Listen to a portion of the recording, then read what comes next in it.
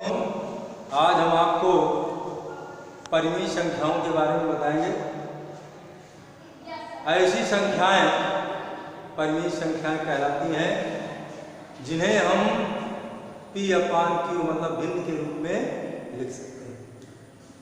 कहने का मतलब जितने भी पूर्णांक हैं वो सारे परिमेय संख्याएं हैं, बशर्ते Q का मान 0 के बराबर न हो। मतलब ऐसी संख्याएं जिन्हें P/Q के रूप में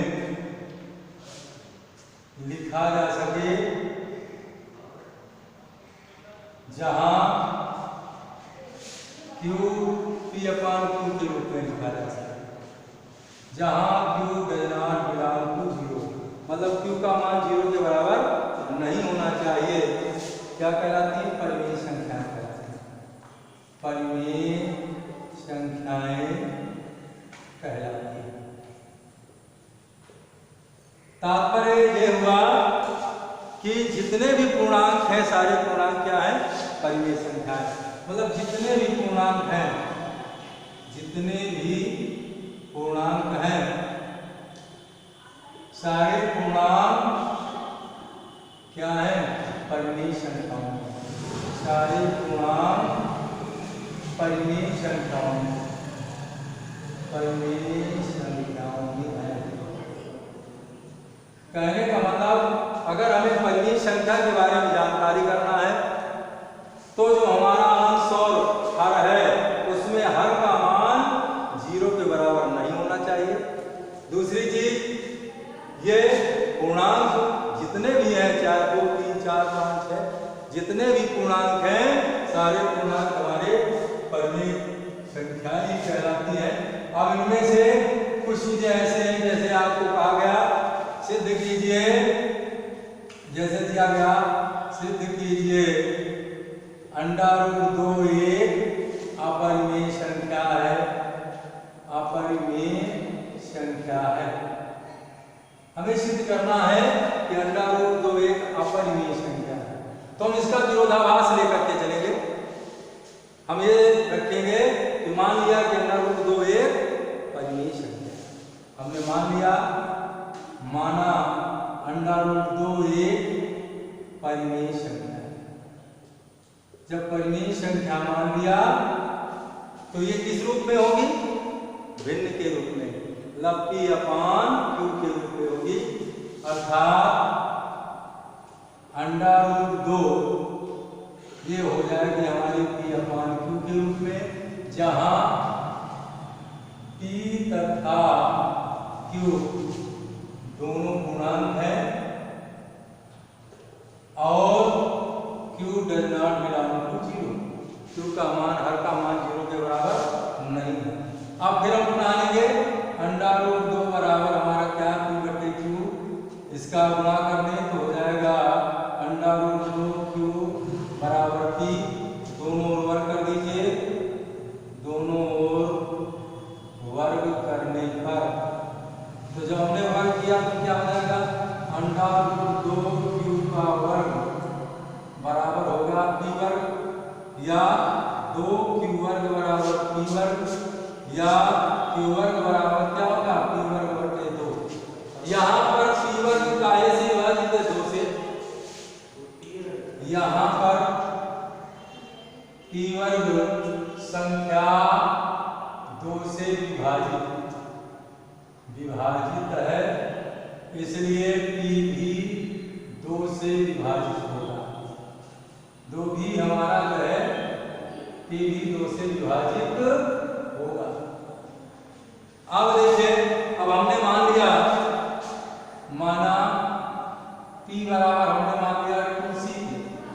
P बराबर हमने 2C मान लिया, तो यहाँ हो जाएगा Q वर्ग बराबर 2C का वर्ग बटे 2 बटे, अब हो जाएगा Q वर्ग बराबर 4C वर्ग मान 2, काटेंगे तो आ जाएगा Q वर्ग बराबर 2C वर्ग, या ये हो जाएगा C वर्ग बराबर Q वर्ग बटे 2। यहाँ पर क्या हो रहा है? यहाँ पर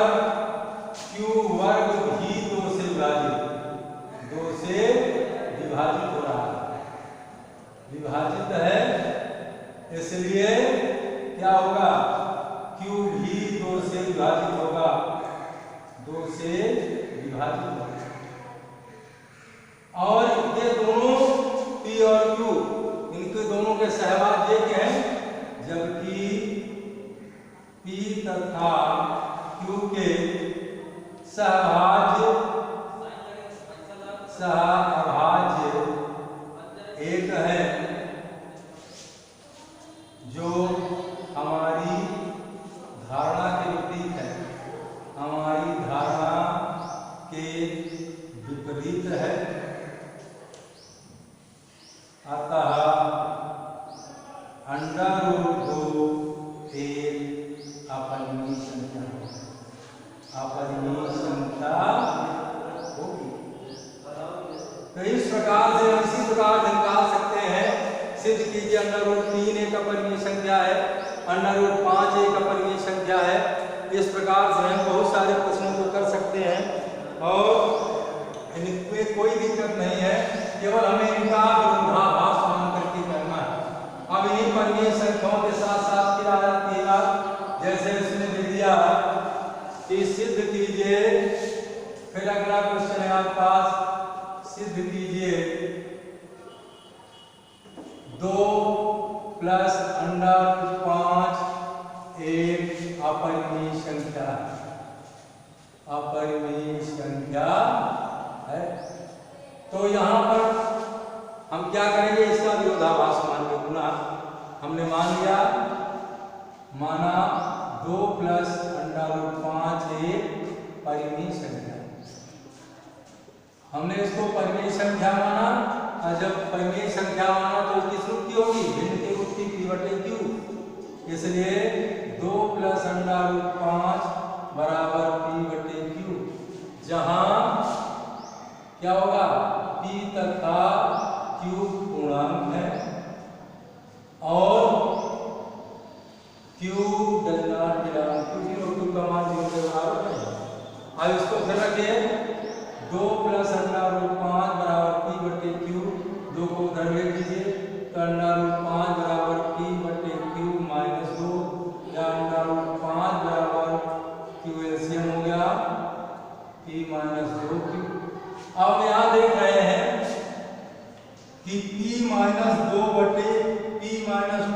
2Q/Q, ये क्या है, परिमेय है, क्योंकि P - 2Q/Q एक परिमेय संख्या है, एक परिमेय संख्या है।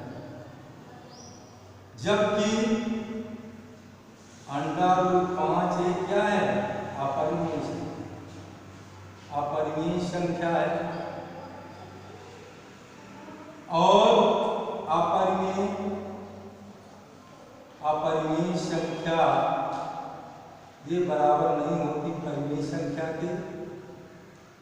तो जब ये बराबर नहीं होती तो हम सीधे कह देंगे, इसलिए 2 + √5 एक अपरिमेय संख्या, अपरिमेय संख्या है। इसी प्रकार से हम एक अन्य सवाल ले सकते हैं, 3 + √2 एक अपरिमेय संख्या है।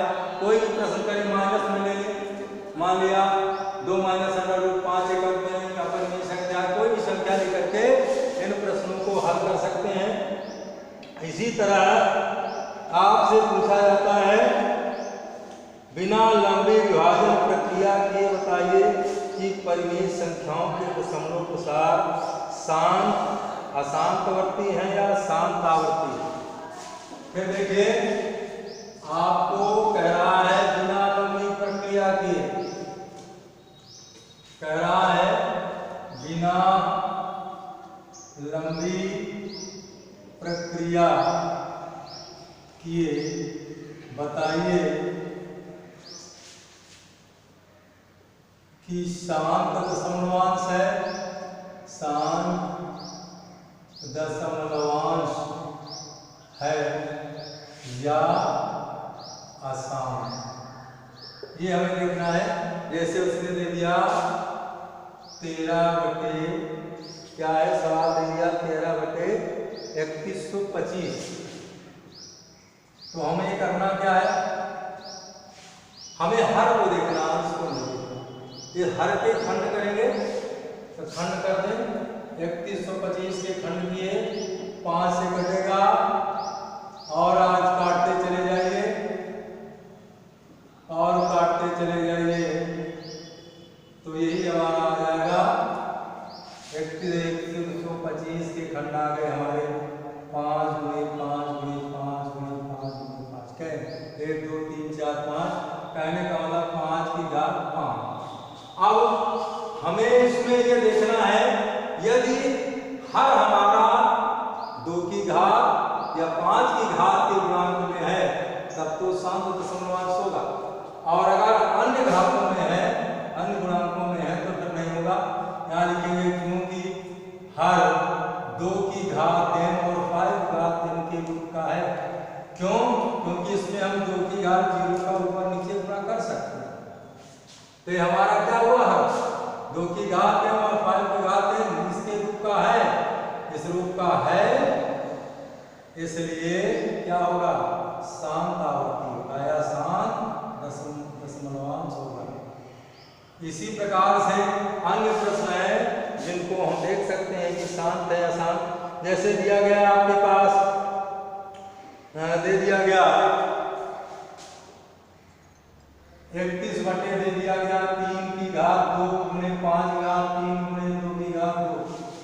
तो यहाँ हम देख रहे हैं ये शांत है या अशांत। यहाँ क्योंकि हर में हम देखेंगे, हर में क्या स्थिति है कि हमारा 2 की घात 5 की घात के रूप में तो है, लेकिन ये 3 की घात इसमें बढ़ रही है, तो ये हमारा 2 की घात और 5 की घात इनके रूप का नहीं है। क्योंकि हर 2 की घात 5 की घात इनके रूप का नहीं है, नहीं है। अतः क्या होगा अशांत आवर्ती होगा, अशांत आवर्ती होगा। बस आज इतना ही, फिर नेक्स्ट डे आपको हम फिर पढ़ाएंगे। धन्यवाद। और